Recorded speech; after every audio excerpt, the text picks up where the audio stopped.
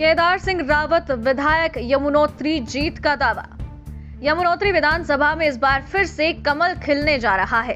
भाजपा के प्रत्याशी विधायक केदार सिंह रावत को यमुनोत्री विधानसभा में युवा, महिला और बुजुर्गों भरपूर समर्थन मिल रहा है। इन सबसे गंगा घाटी और यमुना घाटी यमुनोत्री विधानसभा में केदार सिंह रावत वर्तमान विधायक और भाजपा प्रत्याशी को समस्त जनता का समर्थन मिलता नजर आ रहा है। 2017 के चुनाव से भी ज्यादा मतों से जीतने की आशा है।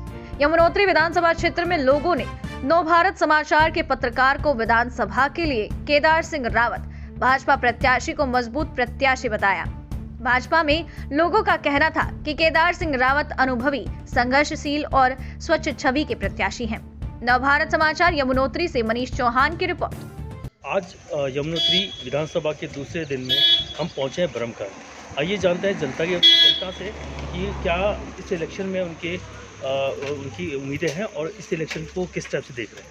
हमारे बीच में चलते हैं भंडारी जी। भंडारी जी बताएं कि और वो करते हैं, हम भारत चैनल पे आए और धन्यवाद करना चाहते हैं कि हमारे क्षेत्र में आए आप। और भंडारी जी बताएं कि इलेक्शन आपके यहाँ चल रहा है, क्या आपको लगता है कि क्या आपकी समस्याएं को सुधारीकरण हुआ है और क्या आपकी अपेक्षाएं क्या क्या है। देखो सर, सबसे पहले सुविधाएं यहाँ तो यहाँ ऑल वेदर रोड बन गई है। और देखो माननीय मुख्यमंत्री पुष्कर धामी जी के नेतृत्व में यहाँ पे काफ़ी विकास हुआ है। जैसे ऑल वेदर रोड लगाओ और माननीय केदार सिंह रावत जी यानी कि वर्तमान विधायक जी ये लगाओ। यहाँ 47 यमुनोत्री क्षेत्र में 47 नए रोडें बनाई इन्होंने और काफ़ी कुछ विकास हो रहा है। भंडारी जी आपको क्या लगता है कि इस बार जो विधानसभा इलेक्शन होंगे जी सर, तो क्या नाम है, विधानसभा इलेक्शन में बीजेपी का कितना वो रहेगा, वर्चस्व रहेगा। काफ़ी वर्चस्व रहेगी सर। ये लगा तुम काफ़ी विकास कर रहे हैं। रावी जी काफ़ी विकास कर रहे हैं और माननीय केदार सिंह रावत जी काफ़ी विकास किया है यहाँ पे। 10 में से कितना अंक देना चाहिए आप? 10 में से 9 अंक देना चाहिए। जी, शुभ नाम आपका? मुकेश भंडारी। भंडारी जी 2022 का इलेक्शन का महासंग्राम चल रहा है जी। क्या इस इलेक्शन में आपकी उम्मीदें हैं? सर, उम्मीदें बीजेपी से काफ़ी है। हम लोग बीजेपी को समर्थन करते हैं और यहाँ भी जो हमारे विधायक जी हैं काफ़ी अच्छा काम किया है उन्होंने और हम उनकी प्रशंसा करते हैं और आगे चाहते हैं कि हमारे विधायक वही रहें। 10 में से कितना अंक देना चाहेंगे अपने वर्तमान विधायक जी को? 10 में से 9 अंक। जी भंडारी जी उत्तराखंड में इलेक्शन चल रहा है जी। क्या समझते इस इलेक्शन में क्या रहेगा? अभी देखो 3 है, यहाँ से 3 में से 2 में तो टक्कर है ना। और भ्रष्टाचार सभी नेताओं में, ऐसा कोई नहीं है जो बीजेपी का हो कांग्रेस का हो। जमीन पे कोई नहीं देखता, सब देखते हैं ऊपर वाले को और आम जनता का कोई ध्यान नहीं रखता। युवा हैं, उनका कोई विकास नहीं हुआ है ना। कोई वैकेंसी नहीं निकली तो कहाँ से होगा, है कि नहीं है। लेकिन फिर भी हम ये बोलते हैं कि चलो सेंटर में अगर ठीक आदमी हो तो विकास कुछ हद तक सही होगा। 5 साल का कार्यकाल जो वर्तमान विधायक आपके रहे हैं, हाँ जी, उनके बारे में क्या बोलना चाहेंगे? विधायक कैसे है ना, अब वो प्रत्येक आदमी का तो कर नहीं सकते, लेकिन विकास तो हुआ है, ऐसा नहीं है कि विकास नहीं किया है। 10 में से कितना अंक देना चाहेंगे? क्या 10 में से कितना अंक देना चाहेंगे अपने विधायक जी को? 6 दे देंगे। प्रदीप भंडारी। भंडारी जी इलेक्शन चल रहे हैं 2022 के, क्या समझते इस इलेक्शन में? इलेक्शन में तो देखो जी, अभी तो केंद्र में तो मोदी जी है, हम उन्हीं के चाहते फिलहाल कि मोदी जी रहे इस समय। अब देखो अब इस समय अब ये जो जिसने धरातल पे काम किया होगा, ठीक है, वोट तो उसी को जाएगी।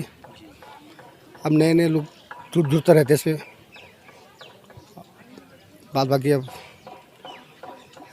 हमारे अभी जो वर्तमान विधायक हैं श्री उनसे केदार कितना संतुष्ट हैं? ठीक, अच्छा काम किया उन्होंने, ठीक। और जो एक आपके बोगड़ा जी है, ये क्या नाम उनका, संजय जी है, आपके भी है, दीपक बिजलौर जी भी है, वो भी लगे अपने काम पे। प्रयासों में लगे हैं, लेकिन अभी नए हैं वो लोग, ठीक है, अनुभव की कमी है। अनुभव की कमी है बस। अच्छा, तो अभी आप 10 में से कितना अंक देना चाहेंगे वर्तमान विधायक जी को? 70%। मतलब 10 में से 7.5%। हाँ। मैं तो सर्वप्रथम ये कहना चाहता हूँ कि लोगों के मन में सबसे पहले तो ये है कि विकास की जो बात है, मैं यमुनोत्री विधानसभा की बात करता हूँ कि जो विकास पे इस समय जो वोट मिलेगा वो विकास के नाम पे वोट मिलेगा। और माननीय केदार सिंह राव जी ने जो अपने 5 साल के कार्यकाल में जो कार्य किया है, यमुनोत्री विधानसभा का कायापलट की है उन्होंने, जो उससे सड़क से ले लो आप, शिक्षा से लो और स्वास्थ्य से लो, बिजली पानी, जो भी समस्या है इस क्षेत्र का चौमुखी विकास किया है। तो जनता विकास के नाम पर वोट देगी, ना कि लोगों के बहकाव में आएगी। जैसे त्रिकोणीय माहौल बन रहा है, इस बारे में क्या बोलना चाहिए? तो मुझे तो लगता नहीं कहीं कि त्रिकोणीय मुकाबला है। ये भली भांति आप जो जनता के उन लोग, वो खुद जो प्रत्याशी हैं वो भी इस बात से भली भांति जानते हैं कि कहीं भी पर ये माननीय केदार सिंह रावत जी का किसी के साथ वो टकराव नहीं है। क्योंकि पिछली बार जो अभी जो चुनाव मैदान में हैं, एक तो हमारे जो कांग्रेस के प्रत्याशी हैं उन्हें तो सभी भली भांति जानते हैं कि उन्होंने जो क्षेत्र में या समाज में जो कार्य किए हैं उन्हें मुझे बताने की आवश्यकता नहीं है, जनता भली भांति जानते हैं।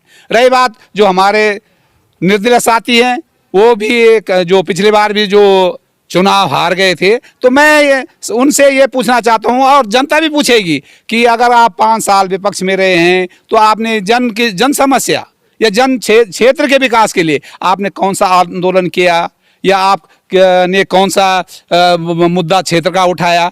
अब आप ये केवल गांव में जाने से या रोने से वोट नहीं देगी। जनता बेवकूफ़ नहीं है। आज जनता भली भांति जानती है कि हमारा विकास कौन कर सकता है। और आज जो हमारी युवा पीढ़ी है वो जानते हैं कि हमारे माननीय विधायक जी ने इस क्षेत्र के, चाहे वो स्कूलों की बिल्डिंग हो, चाहे हॉस्पिटलों की बिल्डिंग हो, चाहे सड़क हो, हमारे यमुनोत्री विधानसभा में आज कोई भी ऐसा गाँव नहीं है जो सड़क से नहीं जुड़ा है।